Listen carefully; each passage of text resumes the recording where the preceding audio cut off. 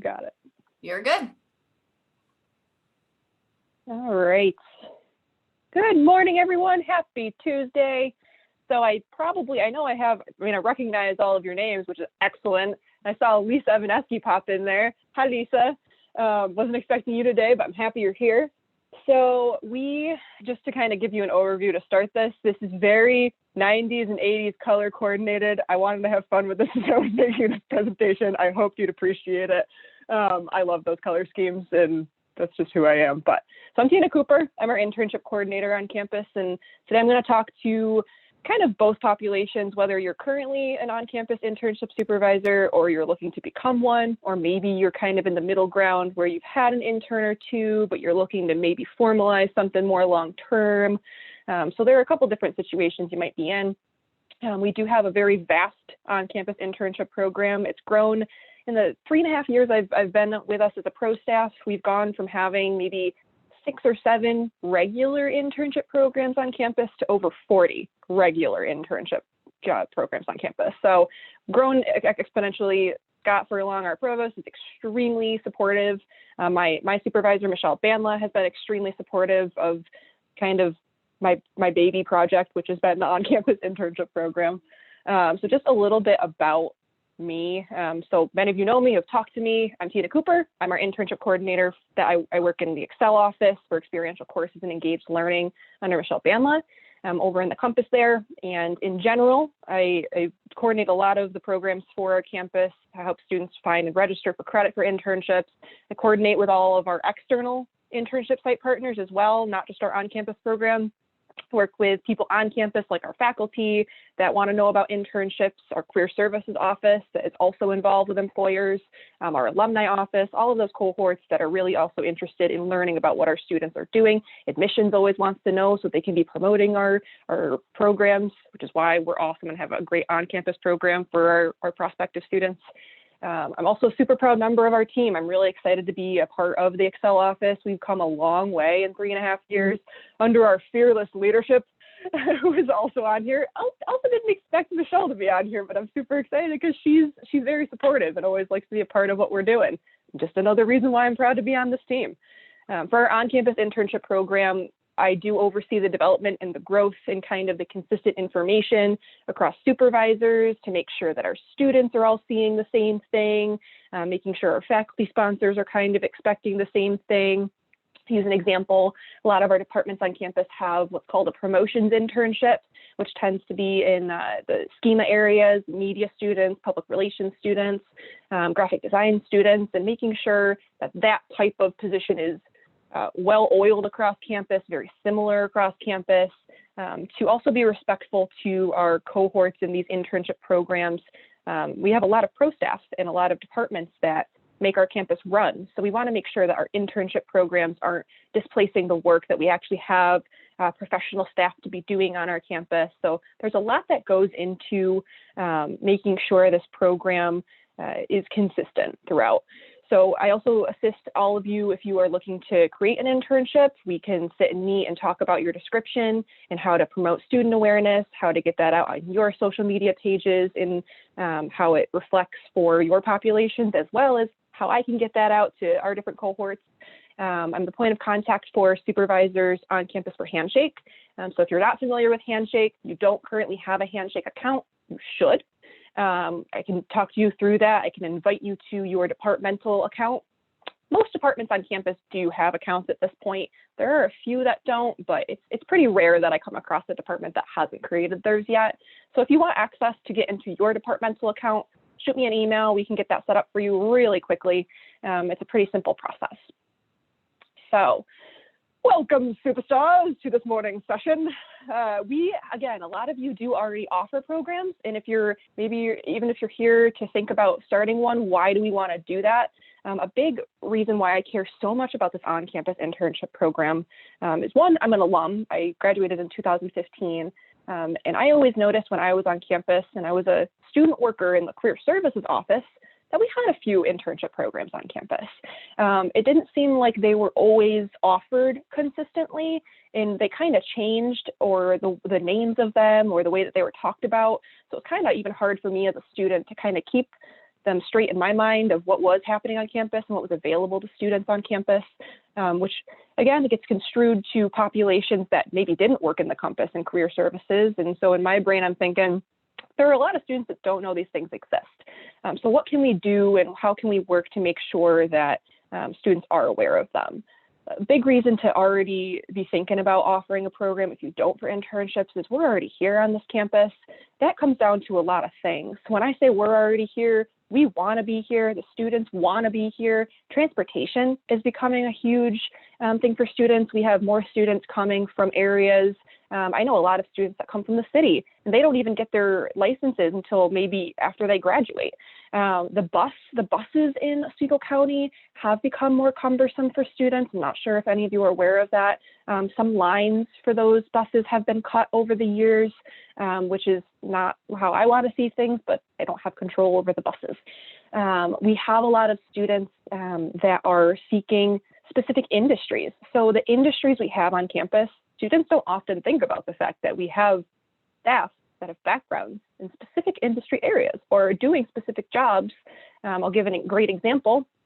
Tim Nekritz is our director of news and media on campus, and a lot of students don't think of him as an industry professional, but he is. So they're like, I want to go and I want to work with Tim Nekritz because he knows media, he knows news, and I am a journalism student and I have a required internship. We have a lot of industries that have very minimal internships in the local Oswego area, media and social media being one of them. Lisa, I'm an SU's internship. If you have a student that's looking to, she's had students that have gotten jobs in Title IX because of her internship program. There are a lot of students that are seeking very specific types of jobs. I'll give DEI, so diversity, equity, and inclusion. A lot of students getting some really great entry-level jobs based on doing those internships, because the internships that we offer on campus are not like any of the internships that are in our local community. We have a large broadcasting and mass communication population of students, some STEM students. We have Cleani Medeiros, who offers a large number of chemistry internships. A lot of these internships, if they didn't exist on our campus, we'd have, and I use the stat a lot, especially because of COVID last year, we had a large number of student population not be able to get internships because they were not able to find them because everything closed. Without our on-campus internship program, 50% of those students that did have credited internships wouldn't have had credited internships. So that's a large population of students. So I'm really proud of our on-campus supervisors, especially this past year and a half. And thank you for any of you who did offer programs. Lisa, she's now connecting with the applications for summer 2022 because she's already full for this upcoming fall 2021 and spring 2022, which is crazy. Her program, she just takes about 10 students a semester, and we have had that program grow over the past 3.5 years like crazy. So the other thing that we want to know for our students is we're here for them and they can tell that. I have a lot of students who have also done off-campus internships tell me, they're like, I just had such a great experience with the person I worked with on campus because they cared more. Well, think about that and think about that logically for a second. We all choose to work on a SUNY Oswego college campus. We all want to be here for our students. We care about education. We care about mentorship. We care about them being able to get into these entry-level jobs when they leave here. We know why we're here. Many of us are alum or have attended similar types of institutions. They can tell that. They feel that, and it's really a great connection. A lot of us want to stay connected to our students, which brings me to learning a thing or two. Not just in the sense that we often learn things from our student interns. Is it for them, for the mentorship? Absolutely, but it would be a lie, and it would be against reality for me to say that we don't learn anything from our interns. We learn a ton from our interns. I've learned a ton from my interns. I know many of you have as well. Liz, I know you already have, you have students that work with you each semester for the wellness program now, and they come up with these ideas. They think about things that we might not because we're so set in our daily roles that are so cyclical each year. We have these students come in. They also teach us things that, like new student slang. Like, anyone pick up on student slang because of their interns? It's really easy for me to understand students now more. I'm generationally different from them, so hearing how they talk to each other, but not just the words they're using, how they communicate, what are their modes of communication, working in the strategic communication team across campus for social media with Tim Neckrits. We all have those interns that are in that meeting, and they tell us, oh, stop using that hard post, use stories on your Instagram, start using quizzes on your Instagram. Then all of a sudden you do these things and you have double the engagement on your social media profiles. There's a lot that we learn from them without really thinking we're going to. So keep that in mind. If you're also someone who really likes to stay current and connected with the student population that we have, then interns are a great way to do that. I've noticed that for myself included.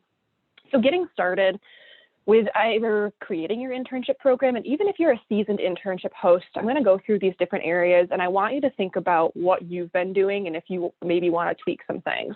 So before internships, during internships, and end of internships. These are the three areas that I often talk about these things, but I'm going to get more in depth and kind of talk about some tips and tricks and things you should be thinking about in each of these components of an internship. So before the internship, communicating. Are you communicating to myself over in Excel that you want to be hosting an intern? Maybe this is really before the internship and you're just starting a program and you need to develop that program. You need to create that position description. We need to make sure that's in Handshake. We need to make sure that you're recruiting for a specific student population that makes sense. Are the students that you're recruiting for junior, senior status with a 2.5 GPA? A lot of our on-campus supervisors will ask me, oh, well, I normally recruit freshmen.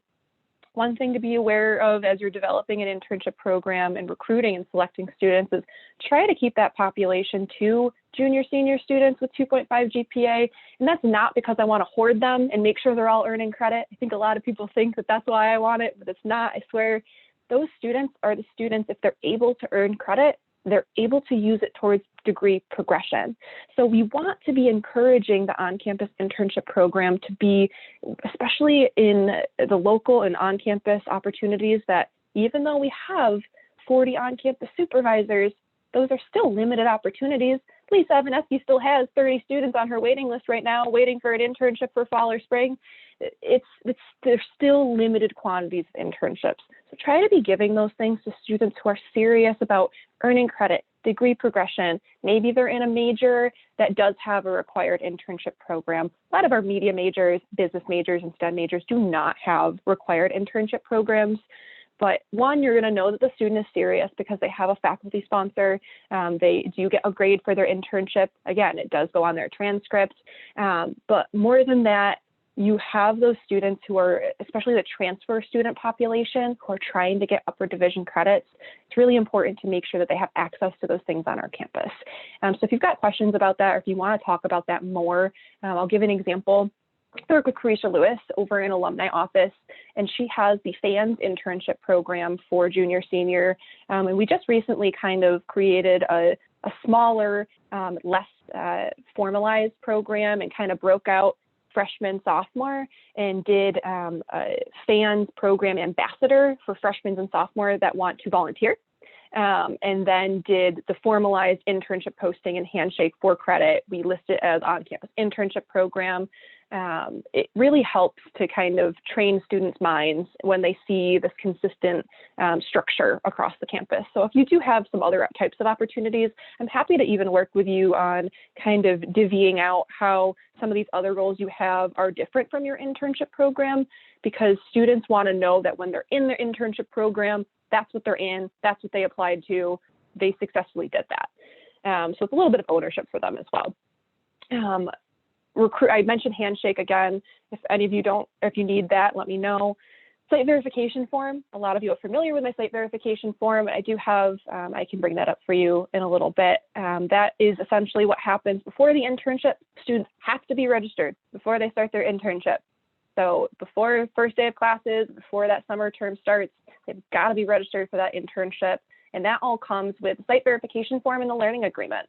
Those two pieces are kind of things I like to work with supervisors to make sure they learn as they go. And it's kind of they're prompted A lot of times the site verification form is simple to get to because you all have your own web page as a site supervisor, and the learning agreement is prompted to you. That is just something that you're reviewing and you're putting your initials, not even initials, you're actually clicking a submit button on.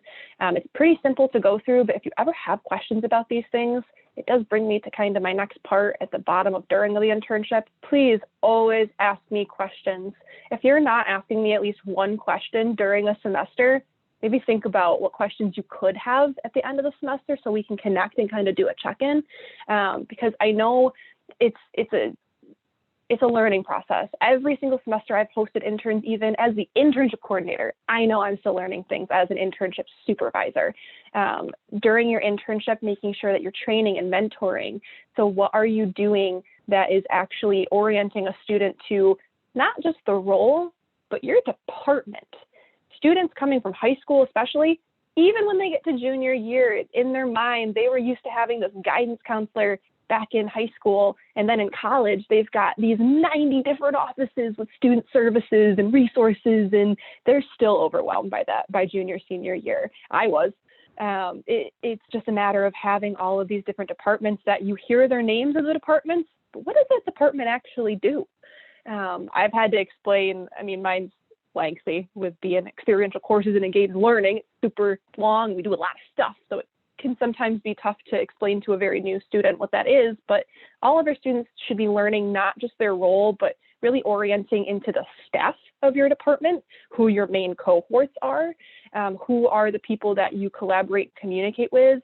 Is that maybe relevant to the student to learn how to communicate with those types of staff if they're interested in that industry for a job later on?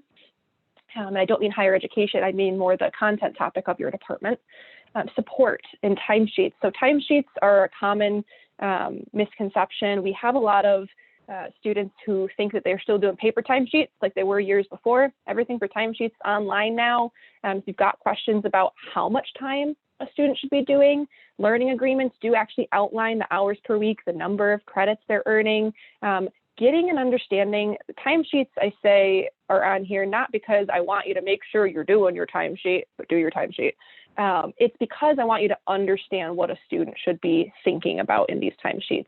For example, we have a lot of students that will say that they've done internship for a day that is on a Wednesday, and they started internship at 7 a.m. and they did internship until 5 p.m. straight, no breaks. That's going to cause an issue if that comes into us, because we're going to look at that and say that student didn't take a legal lunch or anything during that time period.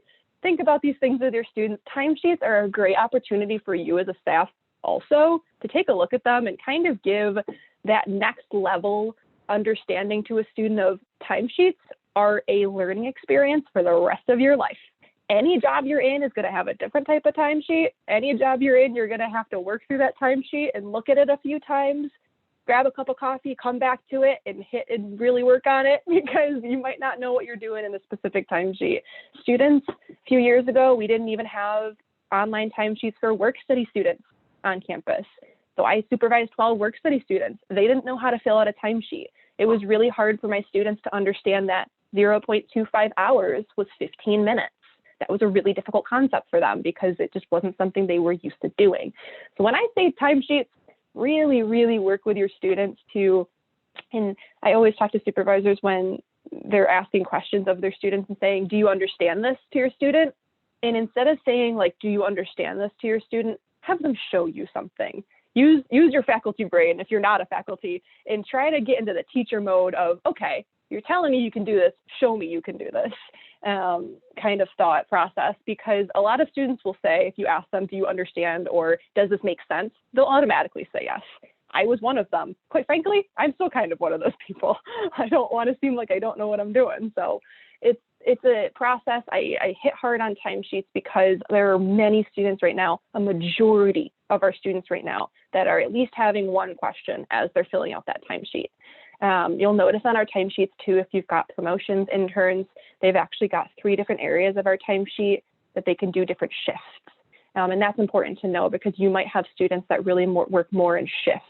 And thank you, Rebecca, I agree. And Michelle is, yes, she's actually working on a tutorial for the timesheets, because we've had students not knowing how to fill them out online.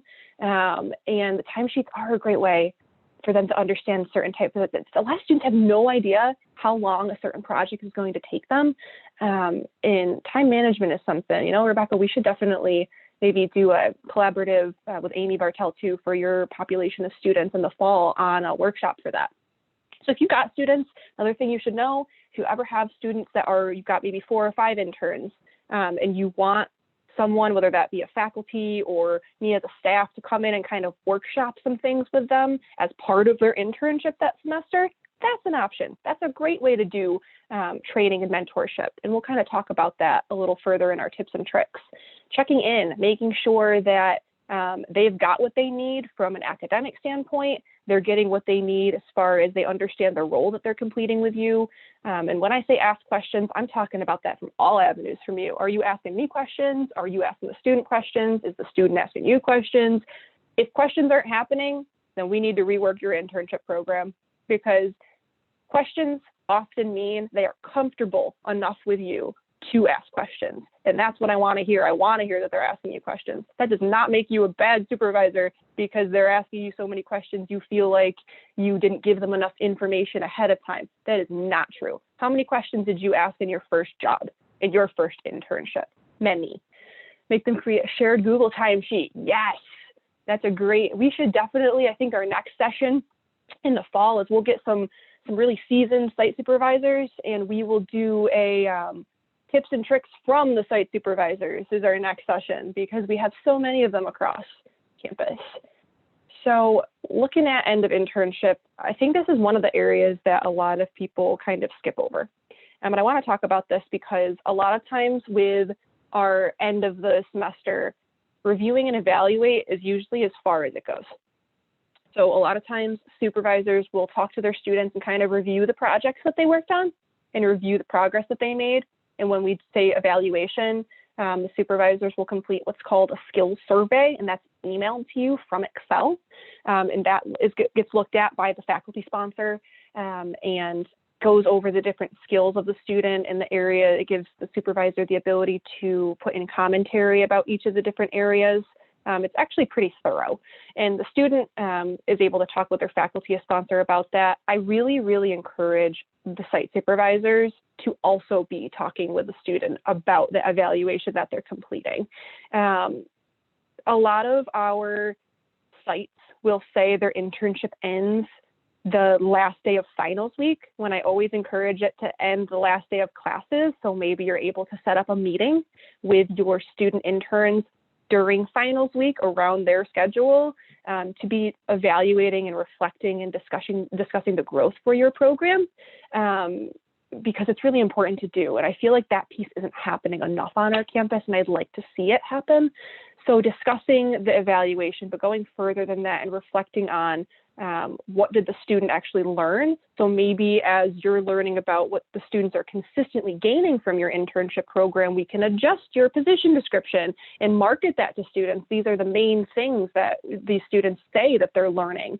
If you have students that are getting jobs, they're seniors and they just completed your internship program, they go off and they get a job and they say, my new supervisor, they said part of the reason they hired me was because this internship I just did with you. Hold on to that, because you're going to want that to market your internship program for future. But adjustment and growth, just like anything. I was just working with my department last week. Thank you, Michelle, for leading our continuous improvement report for assessment this year. Everybody get those in by June 3rd if you haven't. So as working through that, one of the things that I'm realizing is everything should be like that on our campus, because we're a college campus. So that includes our internship programs. Give yourself a one-page continuous improvement report for your internship program. What are you going to hit hard and work on for it next year? Because everyone can be working on something. I know even mine, I can be. So let's go over some of the tips and tricks of each of those 3 parts I just talked about. So before the internship, thinking about the student side of things. I mentioned before your position description. What does that look like in terms of roles and responsibilities? Is it a big paragraph format? Students hate things in big paragraph formats when they're looking at them. That means they actually have to read. I know. It's tough. But breaking that out, making sure that they actually see it from their perspective. So if I am, and I'll use Title IX again as an example, because Title IX is not a big area that I think students are super familiar with before they do an internship with that department. So if I'm writing, or, Elizabeth, yours is a great example too, because your program is just a different program that students might, it's built for the faculty and the staff of our campus. So students don't often think about, okay, our faculty and staff are doing professional development too. And in the Title IX case, they hear the word Title IX, but they don't know what that really means. So when you're writing a position description, are you using a whole bunch of verbiage that is proprietary to your area or proprietary to something a student is really not going to be familiar with? Or is there a way that we can break that down? And I talk about this not just from the point of understanding, but imposter syndrome is huge with students. It is. I have so many students that will sit with me in my office and we go through those on-campus internships and they say, Tina, I'm not qualified for that. I'm like, yes, you are. I'm going to reach out to that supervisor or we are restructuring this internship description, because they see these things and they're written so professionally and they're written so technically. They're like, they want someone that's got a lot more experience than me. And I'm like, I promise they don't. So we need to work on our language with students to encourage them to understand these are learning experiences. If you read through your position description, it should read as a learning experience, not as a job. If you're paying the student, we can talk more about that because we do have paid on-campus internships as well. Sustainability Office with Kate Spector, all of her internships are paid. So we have a lot of student assistant paid positions that will be marketed as internships and as paid internships. So equal access for recruitment, that brings you to that. Are your postings in Handshake? How are your students finding your postings? We need to ensure that on our SUNY Oswego campus, there is equal access to that posting. Does that mean that they have to apply on Handshake? No, but it needs to be posted there. Great example, and I see another chat coming through. Yes, we love paid internships. Thank you, Michelle. I agree. So for equity, we want to make sure we have some people that will use a Google form for their application, which is completely fine. We can actually link the Google form application into your Handshake posting. But if that's how you want to do and collect your applications, completely fine. I will work with you to make sure you're getting your applications the way that you want them. Christy Eck, when she started her Chief of Staff internship a few years back, she wanted students, and this was before, she's actually on the Handshake bandwagon full ride now. She loves getting her applications through Handshake. Previously, it was new in 2018, and she wanted to test it out where students would email their cover letter and resume. So I worked the system around to make sure that when they click apply, it just kind of reiterated those instructions. There are so many ways that we can work with Handshake to make sure you get the application process you want, but please, please, please make sure our students have equal access to your postings. It's really important. My next point here is squishy or structured. You're looking at your internship program and you're in an interview with a student for a prospective intern, and they ask you, well, what's the day-to-day for your internship? If you think in your head, I really need to just talk this out and hope this makes sense to them, then maybe it's time to look at a structure for your internship that's a little bit more formal. A lot of things that I do, like for my interns this fall, there's a 15-week plan I'm working on with them. And it could be you have a situation where your internships are more, you're going to kind of tailor them based on the student that ends up in your internship. That's fine. And if that's the case, tell your student that. Don't try to tell them one thing and then you realize their strengths are in a different area. And so when you get to the internship, it ends up being completely different than what you originally told them. Either stick with, we're going to tailor this once we have the candidates chosen for these internships, or this is the structure, this is how it's laid out for the semester, and this is the plan. Just kind of go with one of those areas, because if it's squishy, well, they're going to know it's squishy. They're going to be in that interview, and I've actually seen situations where students haven't taken internships and have come to me and said, I applied for that, I interviewed for that, but it just didn't seem like they had it as structured or ready to go as I originally thought. And that happens. So you kind of want to make sure that you know the plan for them, because the student wants to be mentored, they want to be supported. So they want to know that the supervisor is ready to do that, and they're past the point of structuring the opportunity. So mode and student needs. Is your student going to be doing a hybrid internship, an in-person internship, or a virtual I say remote already, in-person, hybrid, virtual. Those are the 3 types. Right now, in the past year, we've had a lot of virtual internships. Our campus would like to see a lot of our internships go back to hybrid and in-person this fall, okay? Again, pending all of the things that are happening with vaccination, we are expecting students to likely have to be vaccinated for fall, pending the FDA approval and all of that, but we would like to see our students doing at least hybrid. And what do I mean by that? Even I will have hybrid students. My student interns are not in my office 8 to 10 hours per week. Are they in your office 8 to 10 hours per week? A lot of people will say it's an in-person internship, and then we find out that it's really 3 or 4 of those hours a week are remote, and they're working on projects on themselves. So many of your internship programs are probably hybrid. And you may have listed them in person in the past, but they really truly are hybrid. So we're trying to be more straightforward about the modes of internships. There are very few internships on campus that are 100% in person. It's just rare. Those are usually in our STEM areas. We have some internships in EHS and internships, like I mentioned, with chemistry before. So think about that. Think about your student needs. We do see, I will tell you, I've had this question come up. Tycho Kelly in Career Services had asked about our virtual internship process, and what if we have a student that is a non-trad or adult learner or a completely virtual student that wants to do one of our internship programs. I think that is definitely an area that we should be open to. One of the things with our on-campus internship program is, first and foremost, the on-campus internship program is for the students that are here on campus.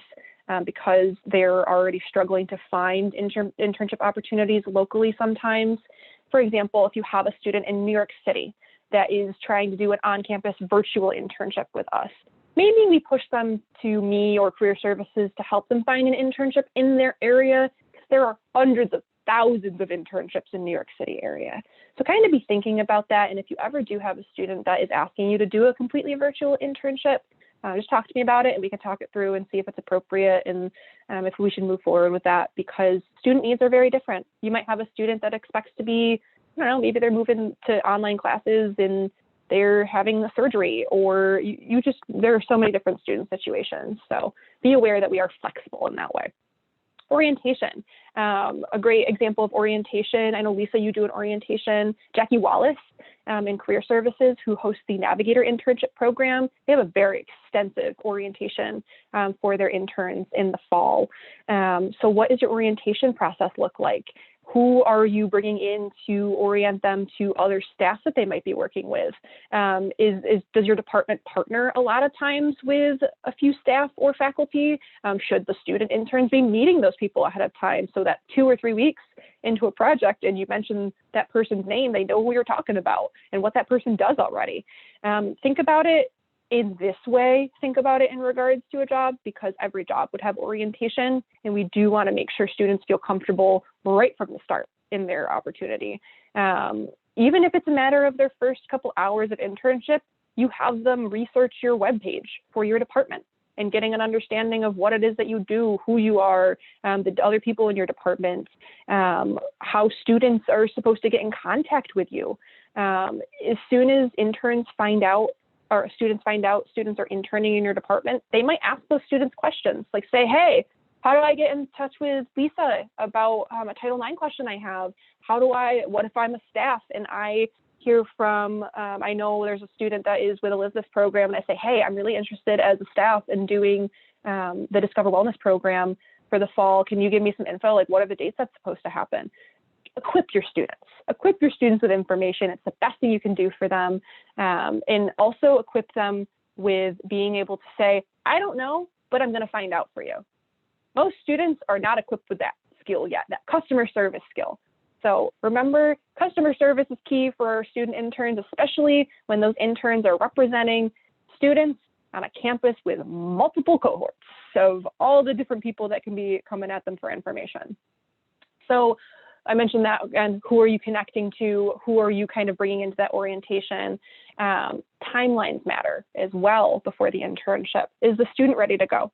Are they feeling good about the classes that they've gotten ready to do. They have their time management pretty sound. They're using their Google Calendar. From your end, is their paperwork done? Did you do the site verification form? You're sure the student's registered and ready to go? Maybe email Tina, say, hey, I remember filling this out and I can't remember where the student's at. Could you just let me know? Not a huge deal. I get that all the time. Your timelines matter in your recruitment too. So a lot of times I will have people ask me, Tina, tell me the date for my deadline for my application. And I'm like, happy to.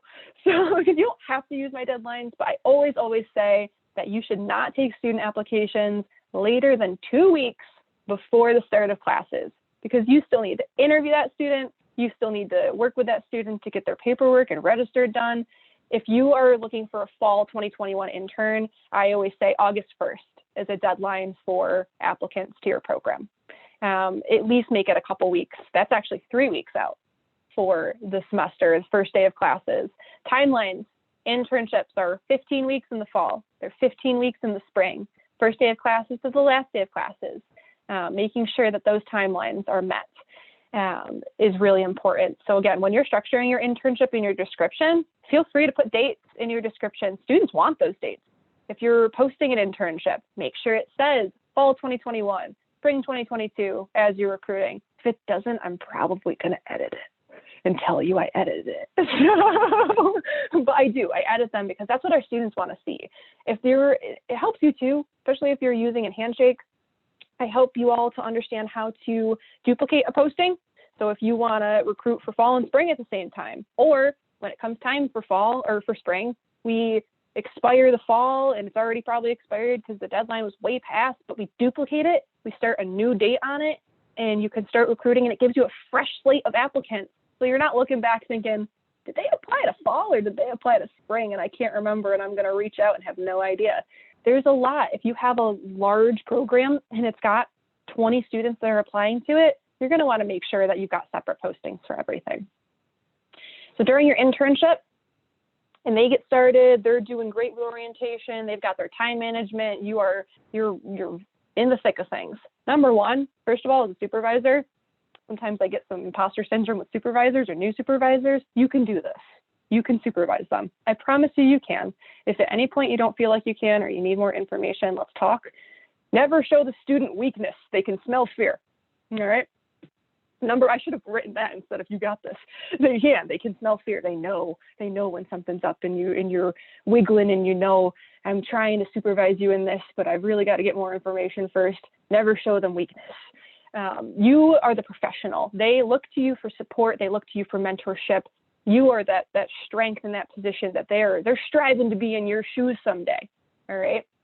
At the same time, it's completely okay to maybe like tell our students that adults don't always have it figured out, because it really kind of gets a good connection between you and that student to realize like adults don't always know, and it's okay.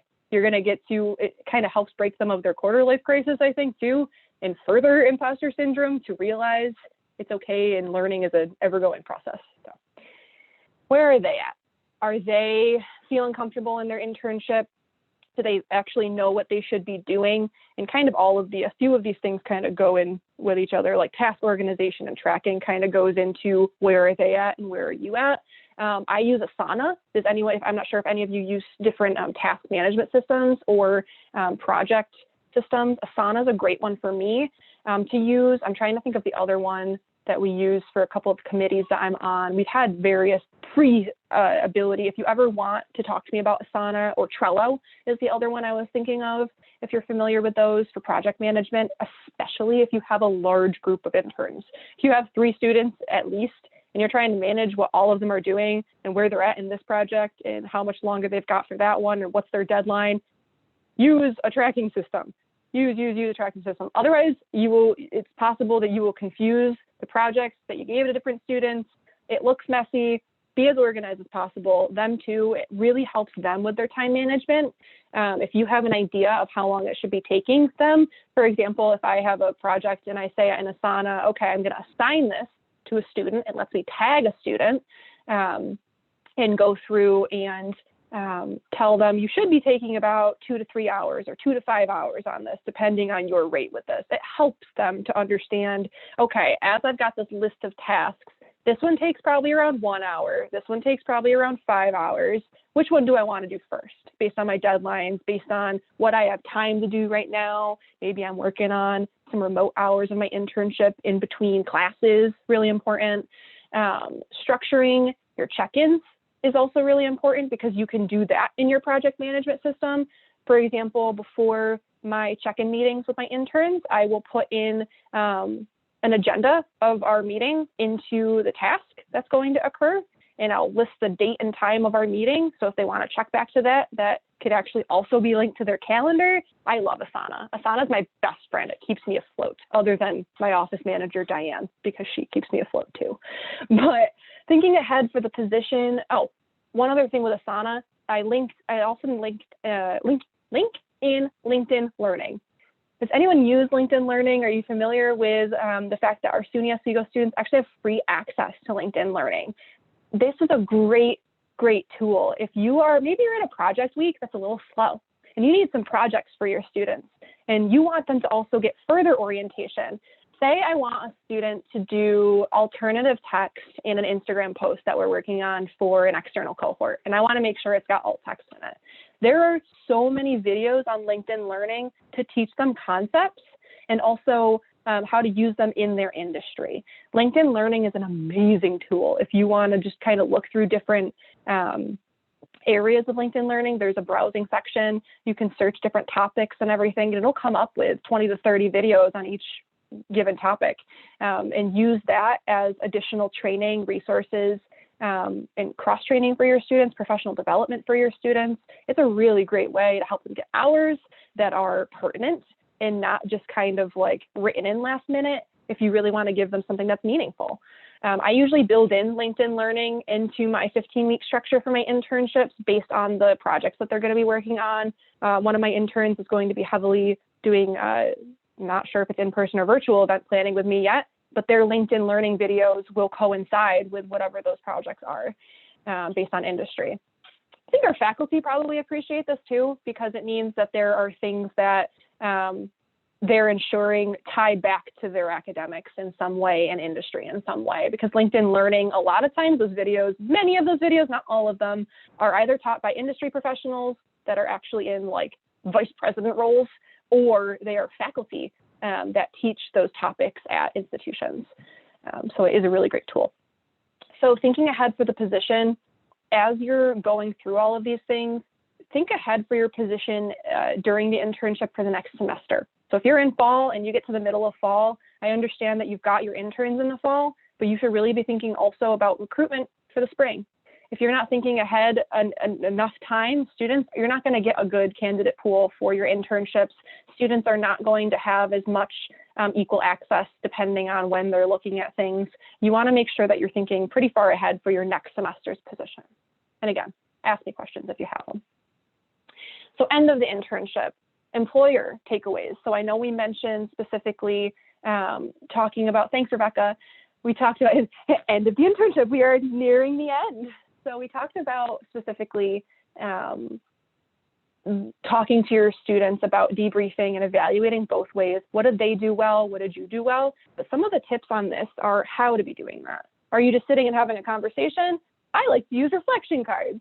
I love using reflection cards with different adjectives on them, and we'll sit there and we'll pick out like 5 different adjectives about each other, and we'll sit down and we'll talk about the different projects that we worked on each other and how these adjectives kind of played into things. Also, if you're using cards or activities or different things that have verbiage on them, believe it or not, it sticks with them mentally so that later on when they're in an interview, they're going to be able to say, those words are going to stick out to them in that interview. When a student or when an employer asks them, what did you learn in this internship? What did you learn about yourself in this internship? Oh, great. There are those 5 adjectives that my site supervisor went over with me about things that they learned about me. Maybe I can use some of these verbs or some of these adjectives that they actually noticed about me in this interview question. I've had students tell me this helps as long as your reflection activities are in some type of structure. Reach out to me to tweak your position after you've done some reflection, because I promise you your positions really should be updated at the end of every semester if they're not. At least I'd be happy to share some activities with you about debriefing. And it's funny, a lot of my activities come from participation in alt breaks with volunteering and community services, because they do a lot of reflection activities. So I've become kind of a connoisseur of Catherine Farrell's reflection activities. So I'd be happy to, I'm going to connect with her because she really gets me a lot of that info. She's a great person to connect with if you're looking on doing reflection and affirmations as well. Testimonials. Get testimonials from your students. Get testimonials. I want them. You want them. We all want them. Other students want to see them. They want to know what your internship program is going to be like.